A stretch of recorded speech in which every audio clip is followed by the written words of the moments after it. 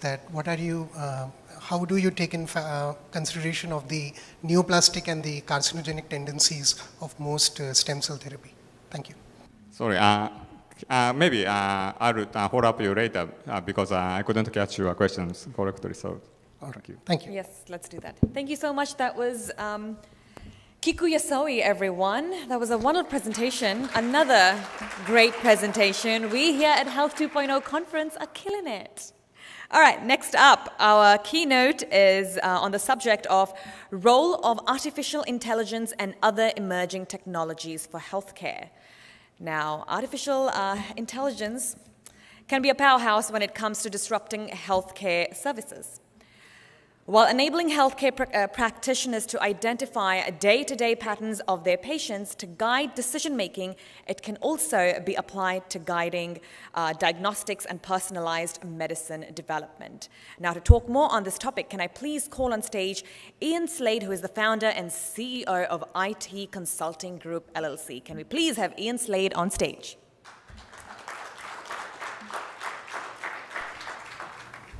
I thought I was going to have the benefit of going on break first and you guys are distracted and then I'll sneak in my presentation. You wouldn't notice.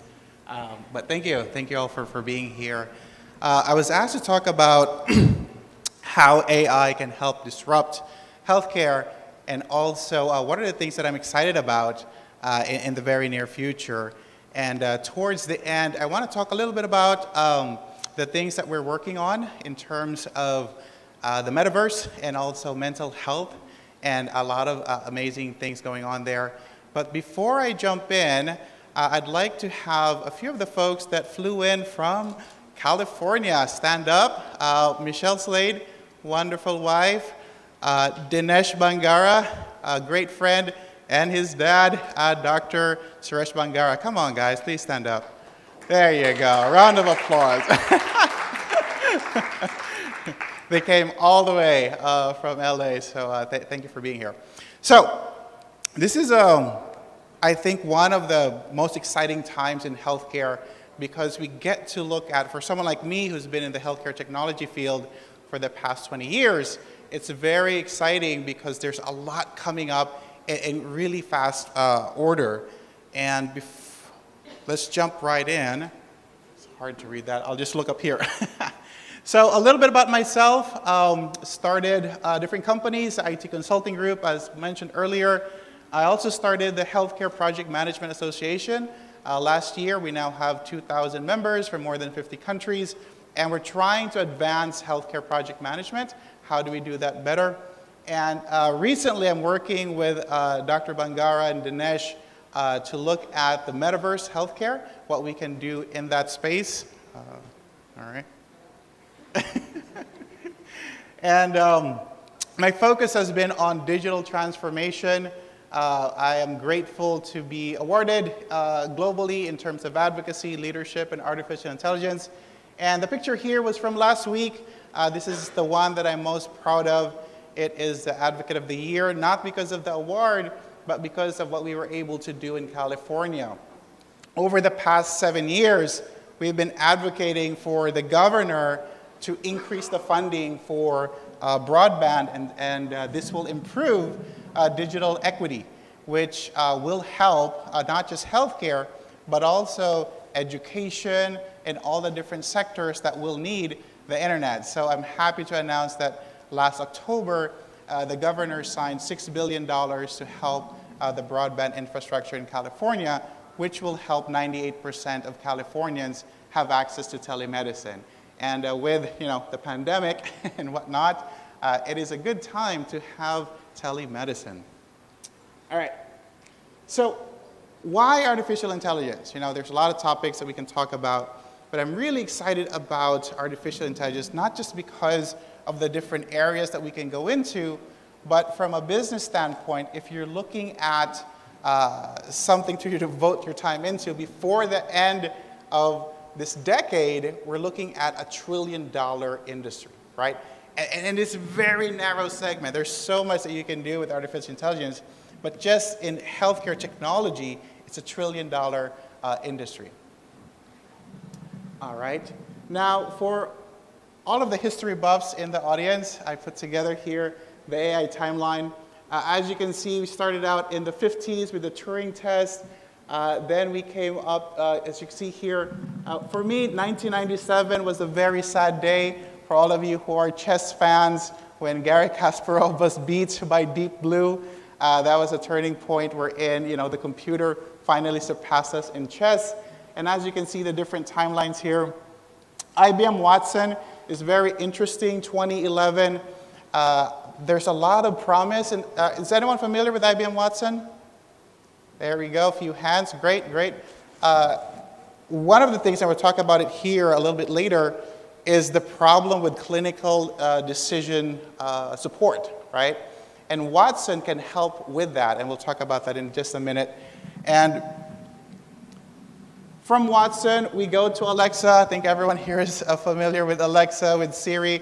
All these devices that we tend to use without really thinking about it, but all the algorithms that happens behind the scene so that we can access these things is just amazing. And 2017, AlphaGo, one of the hardest games is the Go game, and the computer beat the human, obviously, at this point, and learned it, without a lot of instruction. So AI is rapidly becoming smarter than a human intelligence. Now, as you can see here, in terms of the evolution, not trip. So we have what's called the artificial narrow intelligence, right? These are functionalities wherein you're just looking at one task and it's doing performing one function, right? And then you get into the artificial general intelligence where it's trying to replicate a human intelligence. For those of you who've been following Neuralink, that is the goal, and hopefully it will get to super intelligence where it exceeds what the human mind can do. And not just in terms of logic, but also in terms of art, what we call intuition. So that is a very, very exciting future.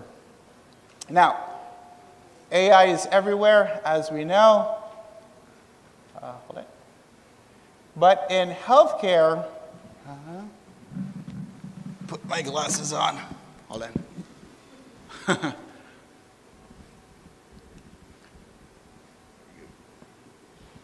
There you go. So I started out at the bedside as a trauma nurse, and one of the things that was really hard and truly is life or death is care coordination, right? Getting the right care at the right time when you need it the most. And I think that AI can definitely help in that regard. And with better care coordination, of course, you have improved clinical outcomes, and then the experience is better for the patient and the family. Now, efficiency. For those of you who worked in a hospital, one of the things that we drastically need is more efficient processes. There's a lot of busy work that we do, and because of that, there's, we suffer in terms of clinical outcomes, but also in terms of financial outcomes. Now, expanding consumer and clinical access. So the goal is to ultimately provide care where our customers are, right? Right now, a lot of times, for you to receive care, you have to go either to outpatient, to inpatient. Hopefully, we'll be able to use AI to help track and alert you of things before you actually have symptoms, before you even know that there's something going on. And that is a very exciting future, because if you think about it, just from a process flow, you will drastically disrupt that, oh, I'm not feeling good, let me go to an outpatient, inpatient. But before you start feeling bad, you have AI telling you, hey, I noticed that you're experiencing this. How are you feeling right now?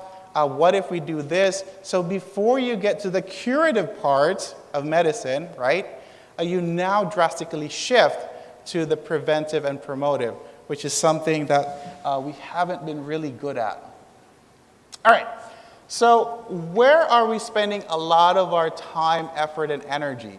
If you look at the technologies that will be driving innovation in healthcare, you can see there's a lot being spent on data management. Now, the part that I'm pretty interested in, let me see, I have 11 more minutes. Well, is augmented reality, which is right now we're just at 17%. And I wish that, in the next few years we can drastically increase that, because I do really think that, especially in the mental health realm, there's so much that we can do that we haven't been able to do because of limitations in technology. Now, same thing here for the use cases. There's a lot of focus on clinical decision support and a lot of focus on extracting meaning from the data. I think one thing we can all agree upon is that we have enough data, right? We have enough data. What we don't have is the ability to quickly convert data into meaningful information so you can act upon it before you get to the curative part of healthcare. So these are just examples that I want to throw in the 10 minutes that I have left.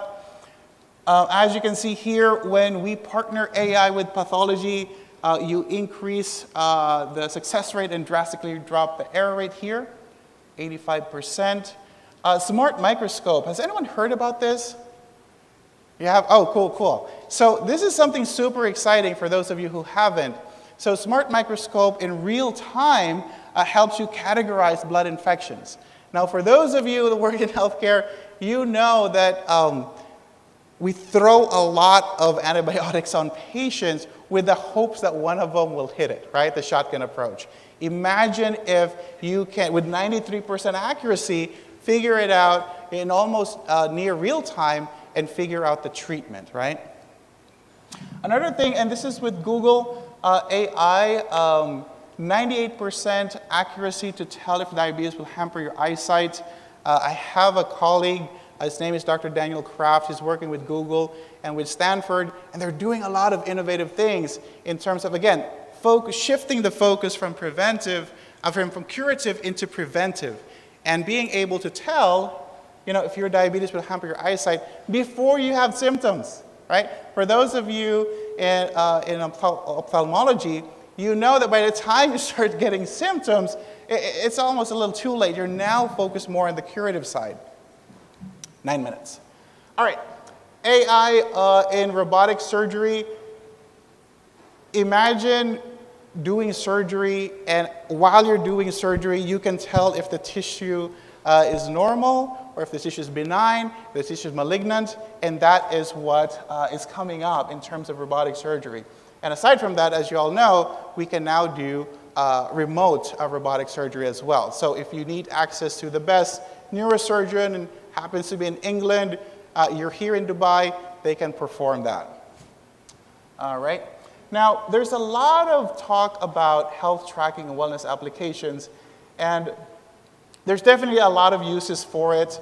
But one of the things that I'm really excited about is the dosage error reduction. So currently, you go to a doctor's office, give you medication, give you the dose, but as we all know, things ebb and flow, right? Maybe for this day, you don't need that much medication because of what happened, you didn't get enough sleep or whatever the case might be.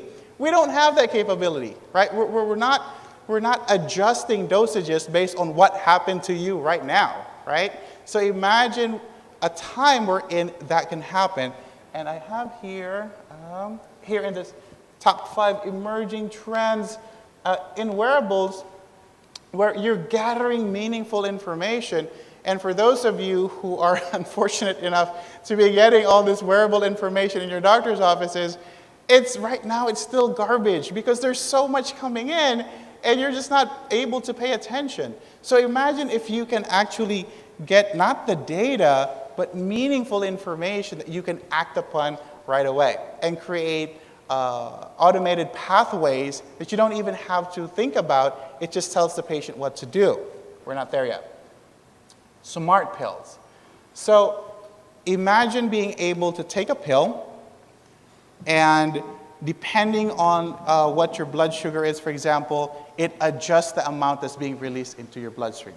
There's a lot of amazing work being done at Stanford right now. Again, Daniel Kraft is leading this there. He's also working with Singularity, and that is something super exciting. For those of you that worked in the emergency room, a lot of patients come in because of either the dosage was too high or too low for that patient that day, Does that make sense? Right? So if you can adjust that with a smart pill that knows how much to deliver, that is a true game changer, especially for the elderly patients. I mean, you're just happy if they take the right drug that day, right? Let alone the drug that they need. 3D bioprinting, this is amazing because as we all know, a lot of patients die waiting for an organ. So if we can really get to massive production levels with bioprinting, then the organ shortage won't be a thing. All right, 5 more minutes. Extended reality. So, real life, augmented reality, mixed reality, virtual reality. There's a lot that we can do in the virtual reality space, and that is really what I want to talk to you guys about today. And the last one in terms of the trends that are coming up is preventing a pandemic. So there's a lot of data coming in. Last week I was in Orlando. I was talking to the chief data scientist from Canada, and I said, so we have 2 years of global data now looking at the pandemic. Knowing what you know now, what would you have told, for example, Dr. Fauci? She was one of the advisors. Knowing what you know now, what would you tell different? You know what she said? That's a good question. That is a really sad answer from a chief data scientist. I won't name names. But the fact of the matter is, we're still far. Forget preventing pandemics. After the pandemic, looking at the data, and then hindsight saying, okay, what could we have done differently? That's a good question. Here's a data point for you. The US and Canada, they have totally different health systems, right? Canada is more centralized, the US is more fee-for-service. So very different approaches. Here's an interesting fact for you. The African American community is hit heaviest both in the US and in Canada. And no one knows really why.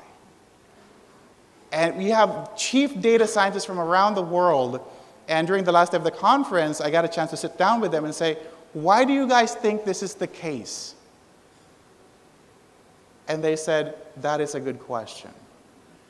And this is very sad because we have all this data, right?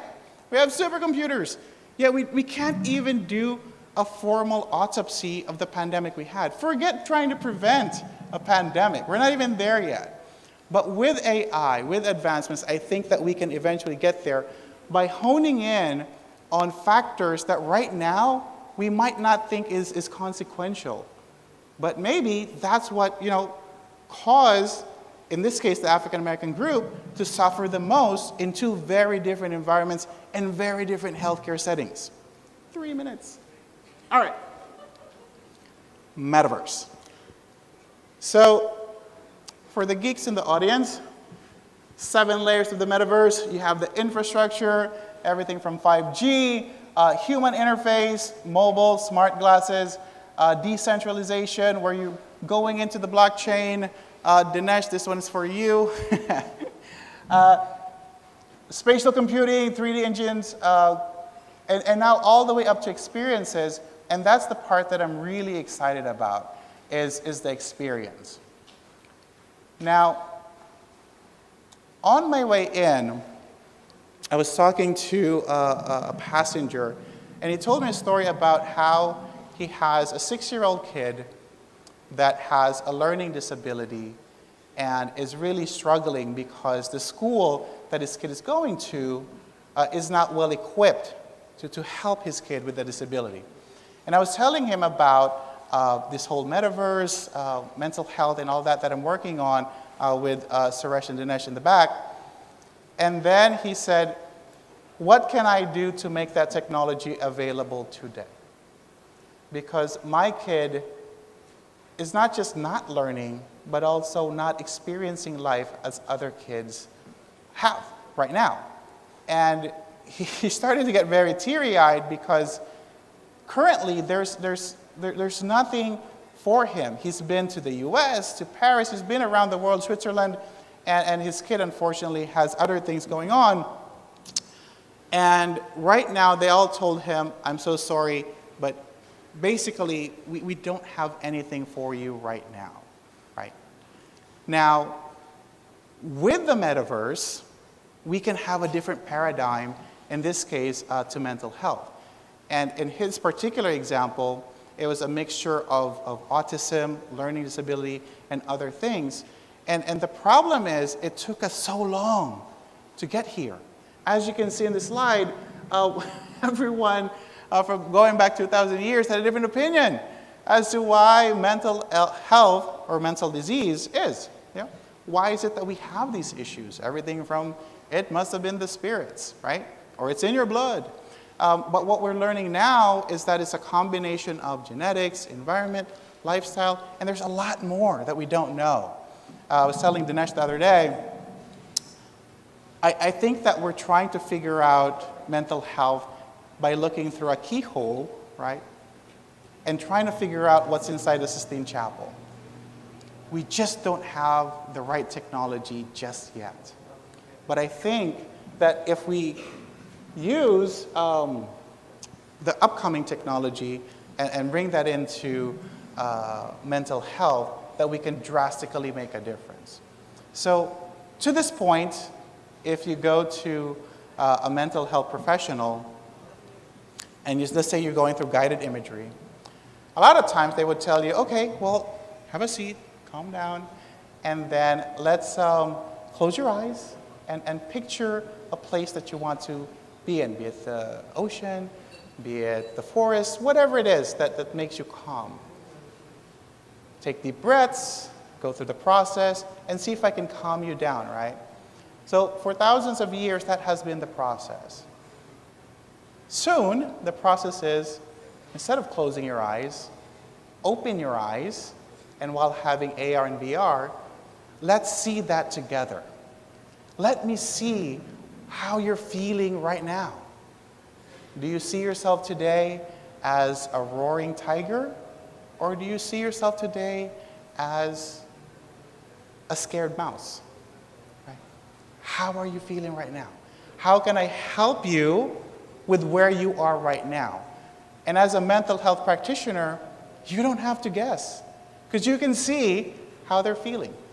And this is the promise that I think, which is very exciting, that the metaverse has. And we're barely touching into it. I showed you this slide earlier, 17%. And this is just the investment, not the product that's on the market, which is, basically zero right now. So I'm out of time. Let me get through.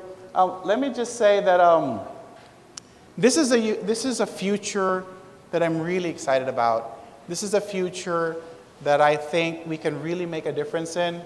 And, in technology, we use the phrase change the world, right, a lot. It's become a cliche. But I really think that with AR, with VR, in the metaverse, for those of you who are suffering from mental illness or taking care of someone, this truly is a tool that will change your world. Thank you so much. All right. Cool. Now we're going to break? No. No. If you want, you can take one question. Does anyone have any questions? One question. You're allowed one question. Yep, there you go. Thank you. If it's a hard one, I can't hear you. No, honestly, it's an easy question. I'm thinking of Stuart Russell, who's one of my favorite computer science AI professors from Stanford. And when he was asked the question, what could you get AI to do in the next decade that would be the most significant thing? As one of the leaders of the field, one of the writers of the great textbook, he said to be able to tell fake news from real news. I would like to know if you could choose one thing, and maybe bearing in mind the info war that went with the pandemic, right, what would be the one thing that you think is most important for AI in healthcare? That's a great question. For those of you who didn't hear that, so in the next 10 years, what is the one thing that AI can do that would be the most important? For me personally, I think it's in the mental health space, only because we are so behind in the paradigm of dealing with it. Compared to surgery, you can do a CT scan, MRI. With mental health, we're in the dark. Mm-hmm. Like if Sigmund Freud showed up today, he'd be like, dude, I did that 200 years ago. What's up here? So I think that's the biggest thing. In terms of outside of healthcare, I think being able to tell fact from fiction, as you mentioned, fake news from real news, what is really going on without the bias of the producers, the editor, clickbait, making money, take that out of the equation and really see things as they are, I think is going to be one of the biggest things that AI can do. Yeah. And with that, can we go on break? No break. All right. Thank you so much, Ian. That was wonderful.